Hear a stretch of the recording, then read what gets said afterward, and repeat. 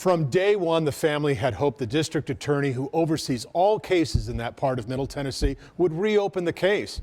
But District Attorney Bryant Dunaway would not. Despite apparent shortcomings in the investigation, despite national media coverage, despite a petition with 17,000 signatures, Mr. Dunaway would not budge and would not explain himself. And then all of a sudden, more than 2 years later, out of the blue, he calls the family and asks for a meeting. Well, we've been waiting 2.5 years to meet with the DA, and, maybe we can show him what we've got, and he can ask questions, and, there's hope, right? We had hope. Steve and Sherry Smith have drained their retirement trying to discover what happened to their daughter, with what they say has been little cooperation from law enforcement or the district attorney. But before we get to this meeting, let's talk about how we got here. The DeKalb County Sheriff's Department decided Lauren Agee fell to her death from this campsite on Center Hill Lake. If you read the report, you will find there are almost no pictures taken. There were no obvious signs of how and where she fell. Her clothes were not collected. It was never treated like a crime scene. When the medical examiner said it appears she died from blunt force trauma from a fall, possible drowning, the case was closed. Accidental death. But here's the thing. 2 White County detectives were also on the scene, and they thought it was a suspicious death and that it wasn't an accident. They thought the 2 men at the campsite, Aaron Lilly and Christopher Stout, were acting suspiciously. When we got them into the pontoon boat with us, Aaron told Chris, shut up, don't talk, I'll tell him the story. I'll tell him, don't say nothing, I'll tell him. That was odd to me. Well, what's there to tell? Why can't your friend talk? Immediately, that's red flags everywhere. The family hired a team of private investigators. They did fall testing to see if it was even possible for Lauren Agee to fall into the lake.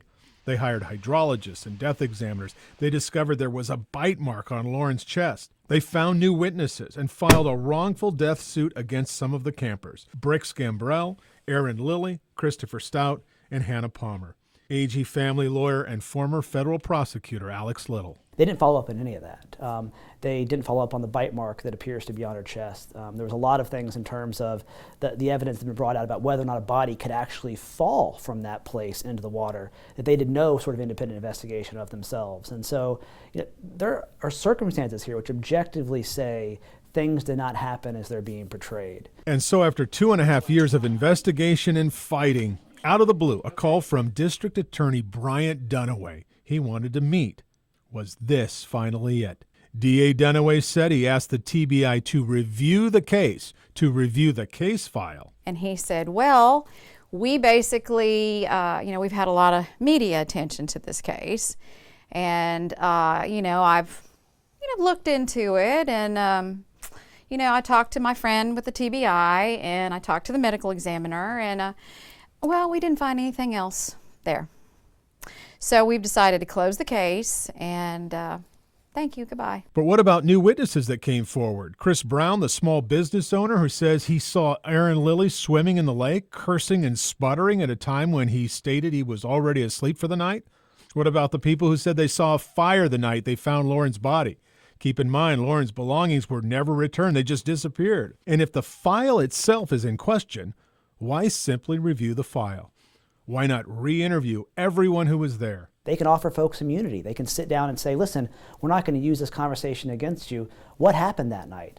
And they didn't appear to do any of that, which tells me they weren't actually interested in answering these questions. They were interested in putting out a press release to the local press. And in fact, that is exactly what they did. Sent out a release to the local radio station in DeKalb County. The Smiths say the DA never asked them a single question. Didn't ask for any of their 2-year private investigation. I was in shock. I really was. I had high hopes walking in there. And then after I listened for the 8 minutes of Mr. Dunaway's speech, I realized at that point that I don't really think he has Lauren's best interest at heart. And I definitely don't think he has ours. And the final dagger, the one the Smiths keep replaying in their head. But what really was disheartening, when he sat across the table and he looked at Michael and I and he said, well, really the only way that this case is going to ever be reopened is if you get a confession. In order to have a confession, you have to have an investigation. And we hadn't had that. Hadn't had it at all. No. District Attorney Bryant Dunaway would not do an on-camera interview. We did talk on the phone. My big question for a year now is why not reopen the case? Here are a few comments. Quote, there's no crime scene anymore. All the people involved have lawyers and there is nowhere to go in the case. I don't really want to comment on the original investigation. I am in the business of prosecuting people. I wish I could. I'm Dennis Ferrier, Fox 17 News.